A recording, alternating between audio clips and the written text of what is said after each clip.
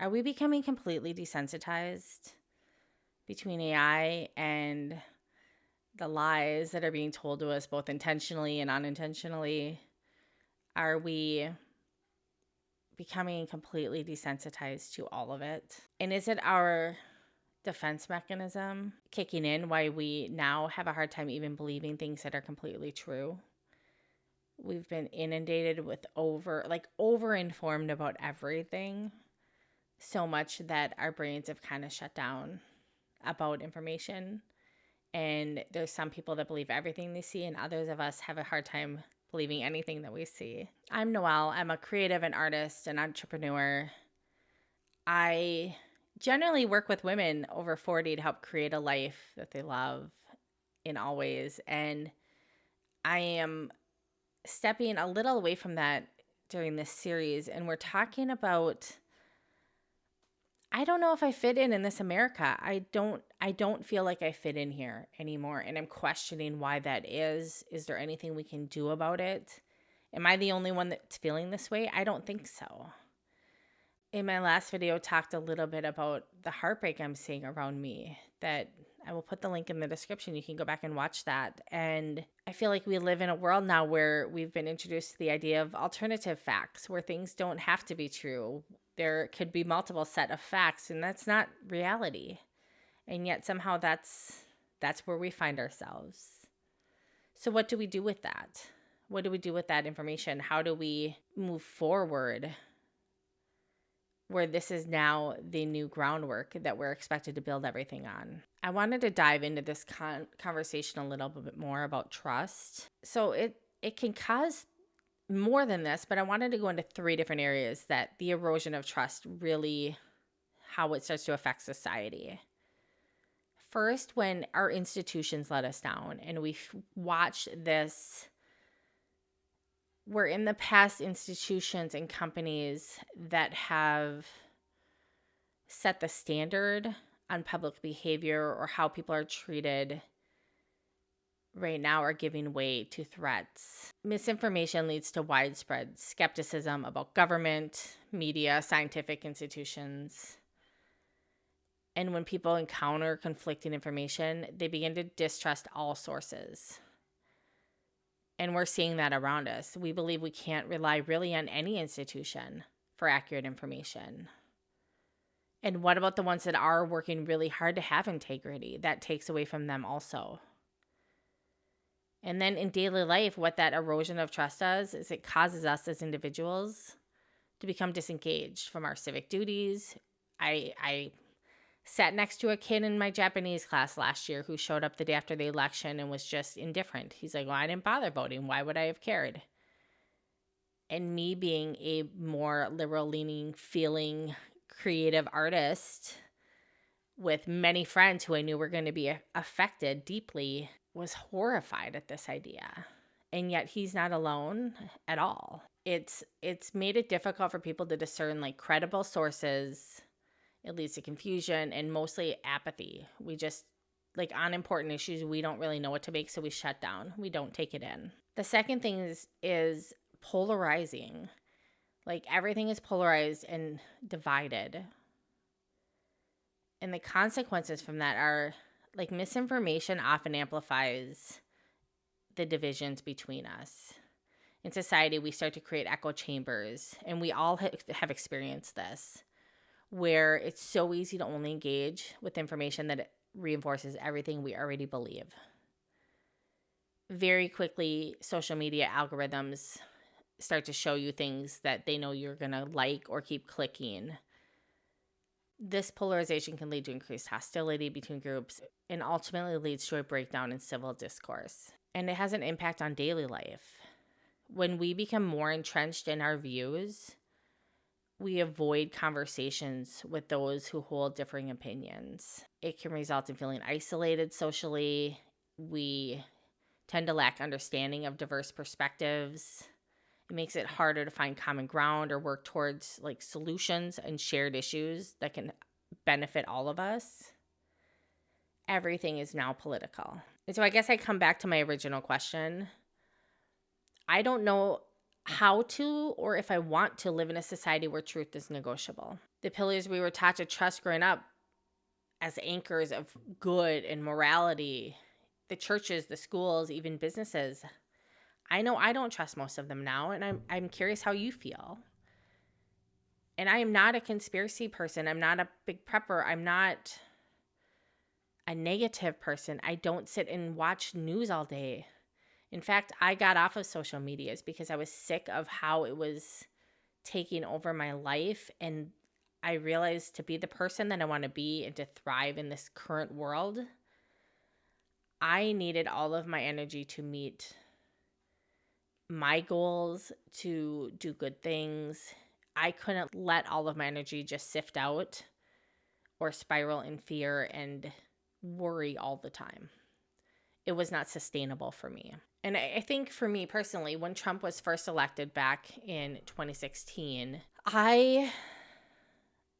my gut knew this was different.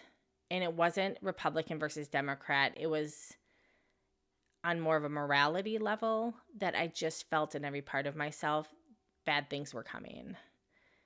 And I didn't know how to handle that. And so I spun out in it, like many of us did. I would read the headlines every day and become obsessed with them. And my blood pressure got higher. I gained, I don't know how many pounds. My stress levels were high. All of the things that were not helpful to the situation. And so as I was able to step back a little bit and watch this train approaching again, I knew I had to handle this time differently. And something in me sort of snapped. As far as I think I'd been holding my breath for years thinking that things were going to get back to normal, or people would wake up and discover and see what I was seeing with him, that he was not as well-intentioned as he was leading some people to believe. And I've had to get to a place where I'm not holding my breath on that anymore. And in fact, at some point, he will be out of the picture. And what is left in that wake is decades, I think, decades of trauma and repairing everything from what's been done with immigration and the trauma people are witnessing with that to school systems and what's being taught, the separation of church and state that's not recognized. We have a president who sells merchandise basically out of the White House, has a room displaying it. All of these things that are so outside the norm. And I recognize that that's why a lot of people are attracted to him. They appreciate, and I can see that. And I can't say that I don't get that. I just didn't think he's the person for that. But I can see why some people were hopeful, and especially the first time. But now we're left in this place where things are, I feel like, heavy. And I find it appalling on behalf of people that have to work so hard to be seen and heard and treated just with basic dignity and respect, that their romantic partners are being questioned, and there are so many immigrants that are trying to do things right, or that were brought here as children, that don't deserve to be treated as criminals. They are hardworking. I know so many that are good people. I don't understand how we can have so many politicians, especially, that are so anti-gay marriage, and we just find out how many behind the scenes are secretly gay over the decades. Like, that's a problem. There's a hypocrisy problem that's happening. So what I'm doing right now is I am trying to figure out my family's survival plan. How do we afford to buy food? How do we make sure we have a safe place to live? How can we not get taken out by new tariffs, or simply taken out by living in that vibration of fear and chaos like I talked about? How can we take all that's happening and look at it, wrap our brains around it, and both be aware, fight where we can, but also set ourselves up to thrive even through everything? Is that possible? How can I not live in that negative, fearful, vibrational, energetic space? I think the world is a better place when we let people live, and as long as they're not hurting other people, and we have opportunities to thrive and grow, and people get to be the best version of themselves. And thank goodness that is a wide range of things. I am not impressed with the white male takeover of our government and the view that only, for the most part, I get the impression that white straight couples are being treated as the way to be, and everyone else is up to go good or should be treated differently. And it's appalling, and it's not okay. And I say with that, I want to leave the United States. I want to go travel. I want to go experience other cultures. There's so much beauty in other cultures.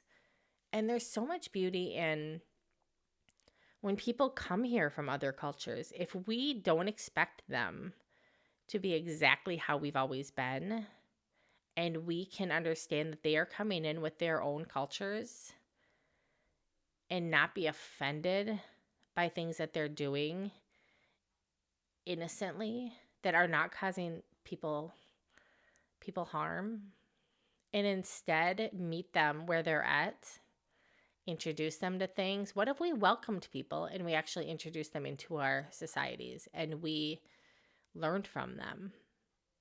I mean, this feels like such a radical concept, and it shouldn't be. So part of me, I have to continue diving into my dreams and really thinking big and what those dreams are. It gets me out of bed every day, working towards those.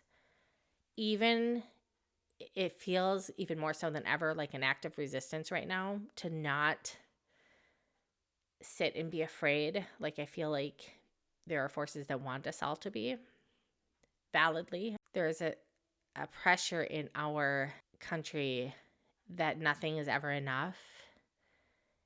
And this consumeristic overload, you realize, I think, when you do step out, some people have realized it without having to leave, but I notice it more when I go to other countries or when with people that did not grow up this way.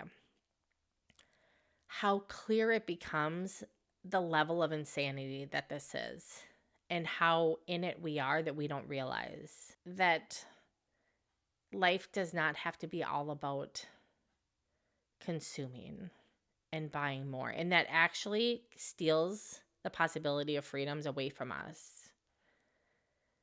And so to me, an act of resistance is buying less.